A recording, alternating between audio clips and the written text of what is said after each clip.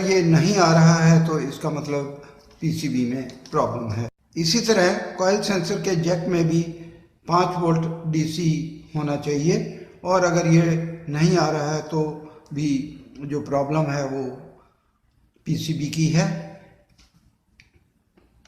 अब हमारे पास 2 तरह के यूनिट रहते हैं। बहुत सारे इन्वर्टर एयर कंडीशनर जिनमें इंडोर मोटर जो है वो पीजी मोटर लगी होती है, और बहुत सारे एयर कंडीशनर जिनमें इंडोर के लिए जो ब्लोअर मोटर है वो डीसी मोटर लगी होती है।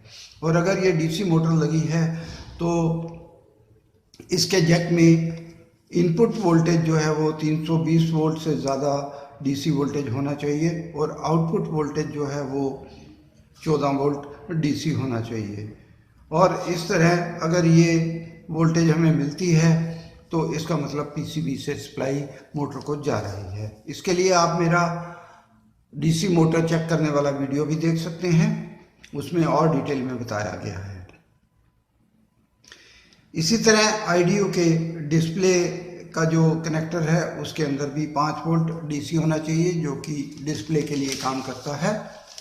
एसी ऑन करके हमें ओडीयू की सप्लाई टर्मिनल के बीच में लाइन वोल्टेज मिलना चाहिए, और ये लाइन वोल्टेज जो है वो एसी में चेक करना है हमको। कम्युनिकेशन को चेक करने के लिए न्यूट्रल और सिग्नल लाइन वायर के बीच में डीसी वोल्टेज चेक करके हम ये पता लगा सकते हैं कि कम्युनिकेशन ठीक है। अगर ये 5 से 20 वोल्ट के बीच में फ्लक्चुएट होता है, घटता बढ़ता है, तो इसका मतलब है कि कम्युनिकेशन ठीक है। और यदि ये वोल्टेज नहीं आता है तो इसका मतलब इंडोर पीसीबी में प्रॉब्लम है।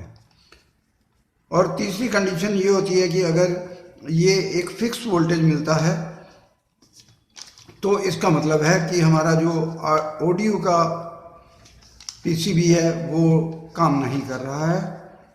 तो इसके लिए हम ओडीयू के पीसीबी को आगे चेक कर सकते हैं। अब ओडीयू के पीसीबी में न्यूट्रल और लाइन के बीच में हमें लाइन वोल्टेज मिलना चाहिए,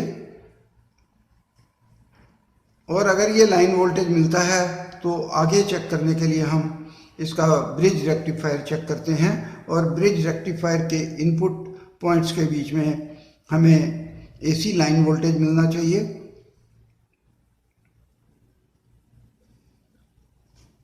और आउटपुट वाले पॉइंट्स के बीच में हमें 310 या उससे ज़्यादा डीसी वोल्टेज मिलना चाहिए। अब जो पीसीबी में फिल्टर कैपेसिटर लगे हैं उनको चेक करने के लिए उनके माइनस और प्लस वाले पॉइंट के बीच में भी हमें 310 से ज़्यादा डीसी वोल्ट मिलना चाहिए। इससे हमें ये पता चल जाता है कि इसके जो फिल्टर कैपेसिटर हैं वो भी ठीक से काम कर रहे हैं। अब आईपीएम वाला जो पोर्शन है वो चेक करने के लिए हम 2 तरह से चेक कर सकते हैं। उसमें डीसी वोल्टेज भी चेक कर सकते हैं और एसी वोल्टेज भी चेक कर सकते हैं। डीसी वोल्टेज चेक करने के लिए हम उसके ग्राउंड पिन में और यू पिन के बीच में वोल्टेज चेक करेंगे। ये हमें 160 वोल्ट के आसपास मिलना चाहिए, और सेम वोल्टेज हमें ग्राउंड और वी के बीच में, और उतना ही वोल्टेज हमें ग्राउंड और डब्ल्यू के बीच में मिलना चाहिए। और अगर ये हमें वोल्टेज मिलता है तो इसका मतलब पीसीबी से जो कंप्रेसर को सप्लाई है वो जा रही है।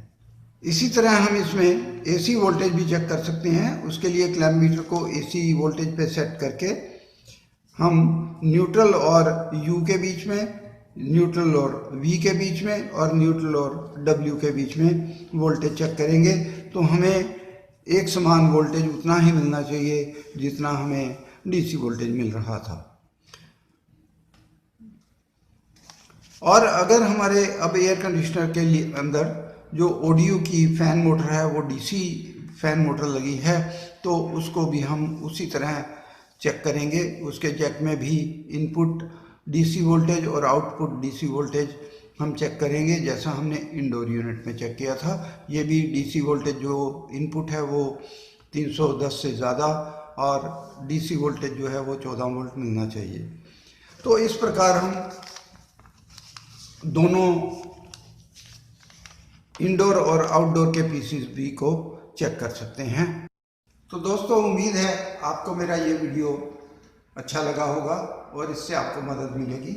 और जानकारी के लिए आप कमेंट लिख सकते हैं। धन्यवाद।